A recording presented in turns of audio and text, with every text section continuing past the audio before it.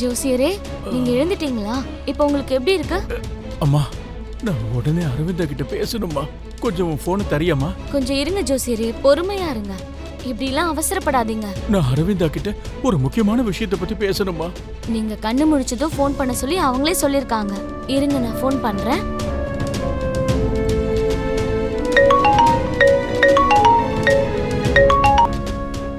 Hello, நான் ஹாஸ்பிட்டல்ல இருந்து நர்ஸ் பேசுறேன் மேடம். ஜோசியருக்கு நினைவு திரும்பிடுச்சு. ஜோசியருக்கு நினைவு திரும்பிடுச்சா? ஒரு தடவை அவர்கிட்ட போனை கொடுங்களேன். சரிங்க மேடம், இந்தாங்க, நீங்க பேசுங்க. ஹலோ அரவிந்தா. ஜோசியரே, நீங்க எப்படி இருக்கீங்க ஜோசியரே? அரவிந்தா, உங்ககிட்ட ஒரு முக்கியமான விஷயத்தை பேசணும். உன்னால ஹாஸ்பிட்டலுக்கு வர முடியுமா? அப்படி என்ன விஷயம் பேசணும் ஜோசியரே? லக்ஷ்மியை பத்தி. இது போன்ல சொல்லக்கூடிய விஷயம் இல்ல. உடனே ஹாஸ்பிட்டலுக்கு வா அரவிந்தா.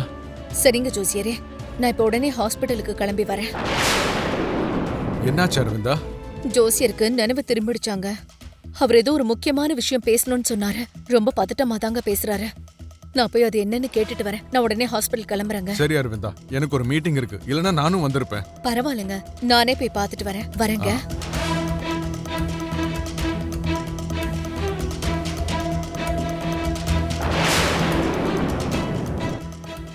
குருஜிங்கிற நெருப்பு எரிய போகுது. அது எரிஞ்சா நந்தன் குடும்பத்துல ஒரு பாம்பே வெடிச்சிரும். அவன் அந்த அரவிந்த் அக்கா கிட்ட ஏதாவது வளர்னானா எல்லாருமே பிரச்சனைல மாட்டிப்போம். முதல்ல அத பத்தி யோசி. அந்த ஆளுக்கு தெரிஞ்ச எல்லாத்தையும் முதல்ல அவர் அரவிந்த் ஆண்டி கிட்ட சொல்லணும்னா உயிரோடு இருந்தா தானே முடியும். அரவிந்த் ஆண்டி ஹாஸ்பிட்டலுக்கு போகிறதுக்குள்ள அவர் பரலோகத்துக்கு போற மாதிரி செய்ய வேண்டியது என்னுடைய பொறுப்பு. லக்ஷ்மி விஷயத்திலயும் நீ இப்படிதான் சொன்ன. யாரையோ ஒருத்தனை நம்பிட்ட. ஆனா கடைசியில அவன் நமக்கு நாமம் போட்டான். இப்பயும் நமக்கு அதே நிலைமை வராம நீ தான் பாத்துக்கணும்.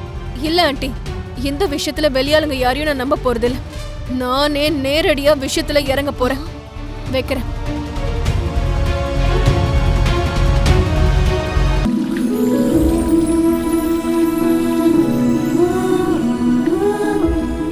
நீ குளிப்பாட்டினா நான் ஏன் குளிக்க மாட்டேன்? என்னங்க, நானும் ராத்திரியில இருந்து பாத்துக்கிட்டு இருக்கேன். நீங்க ஒரு மாதிரியா தான் பேசிட்டு இருக்கீங்க. அதெல்லாம் முடியாது. நீங்களே போய் குளிச்சிட்டு வாங்க. போங்க.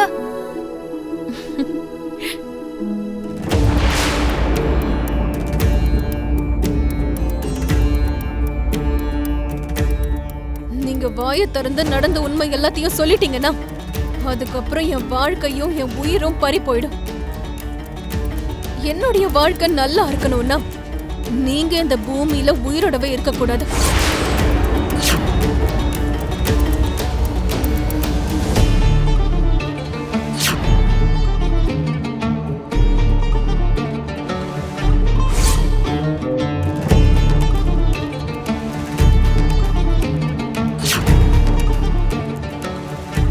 மனிஷா, கொஞ்சம் யோசிச்சு பாரு. புது புது பிரச்சனையை தலையில போட்டுக்காத. மாம், இந்த விஷயத்துல தயவு செஞ்சு நீங்க என்ன தடுக்காதீங்க.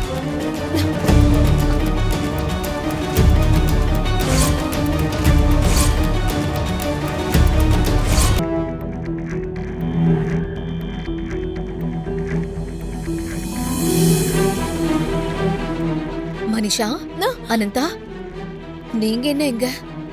அதுவும் இல்ல ஆண்டி, நம்ம ஜோசியருக்கு எப்படி இருக்குன்னு கேட்டு தெரிஞ்சுட்டு போலான்னு வந்தேன்.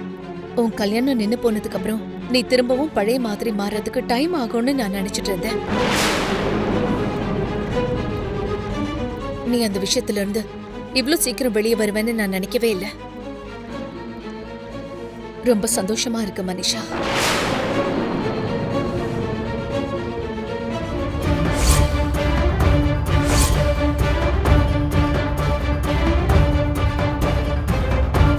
இவர் வர இப்ப கண் முழிக்க போறாரு. அரவிந்த் ஆண்டி கிட்ட எல்லாம் உண்மையா சொல்லிடுவாரோ? இப்ப என்ன பண்றது?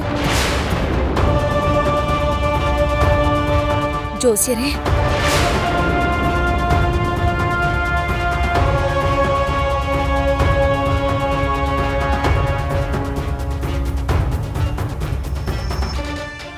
இப்ப எப்படி இருக்கீங்க நீங்க? நல்லா இருக்கு அரவிந்தா. அது சரி, ஏதோ முக்கியமான விஷயம் சொல்லணும்னு சொன்னீங்களே, என்னது?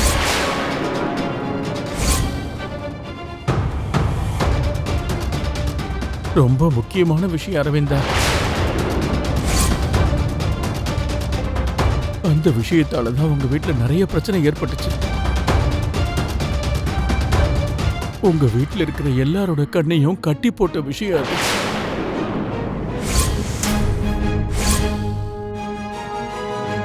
அது என்ன விஷயம் ஜோசியரே? அது என்னன்னா அது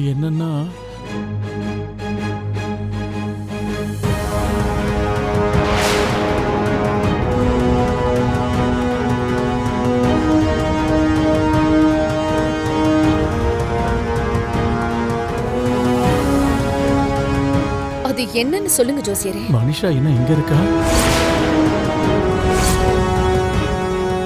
உங்களை பார்க்க தான் அவ வந்திருக்கா. பரவாயில்ல, நீங்க சொல்லுங்க.